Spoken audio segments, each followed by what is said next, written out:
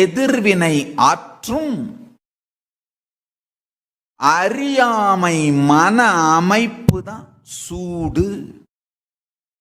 கொதிச்சுக்கிட்டே இருக்கிறது, எப்ப வெடிக்குன்னே தெரியாது.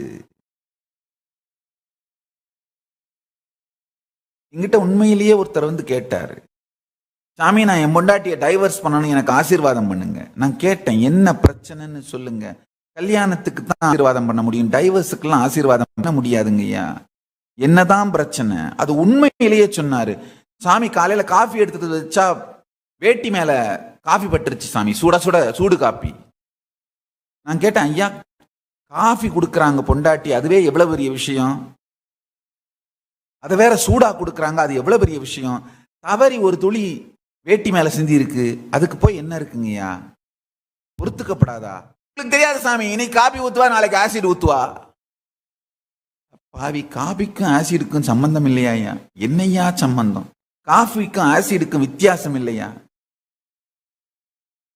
காஃபியையும் ஆசிடையும் ஐயா சம்பந்திப்படுத்தி பார்ப்ப. தவறி காஃபி ஒரு துளி வேட்டியில விடறதுக்கும், ஏதோ டிவி சீரியல்ல காட்டுறானுங்களே ஆசிட மூஞ்சில ஊத்துனானுங்க, அதுக்கும் கனெக்ட் பண்ணி பார்க்கறதுக்கு ஒரு பேசிக் லாஜிக் வேணாமா? உள்ள வெந்துகிட்டே இருந்தோம்னா எதிர்வினை ஆற்றும் சூட்டின் வேகம் அதிகமா இருந்தா சத்தியத்தின் நிஜத்தின் தெளிவு இருக்காது. வெடிச்சு கொந்தளிச்சு எதிர்வினை ஆற்றி அதனால மேலும் மேலும் மேலும் துக்கத்தையும் கர்ம சக்கரத்தையும் உருவாக்குவோம். அதுக்கு தான் சூடு பேரு. தொடர்ந்த வயலன்ஸ், தான் வஞ்சிக்கப்பட்டதாக ஆழ்ந்து நம்புவது, அதனால் ஏற்படுகின்ற எதிர்வினை ஆற்றுகின்ற மன அமைப்பு. சொரணைனா என்னன்னா, தான் வஞ்சிக்கப்பட்டதாக நினைத்து அதனால் வர்ற ஃபியர், ஆங்கர், ஃப்ரஸ்ட்ரேஷன், கில்ட், இது எல்லாத்தையும் தன்மேலேயே காட்டிக்கொண்டு குமுறி குமுறி அழிந்து வாழ்க்கையை அழித்துக் கொள்வது. அதுக்கு பேர் தான் சொரணை.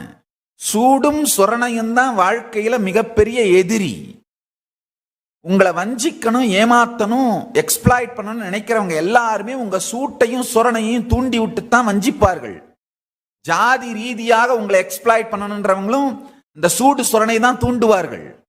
மத ரீதியா உங்களை தீவிரவாதியா மாத்தணும்னு நினைக்கிறவங்களும் அந்த சூடு சொரணை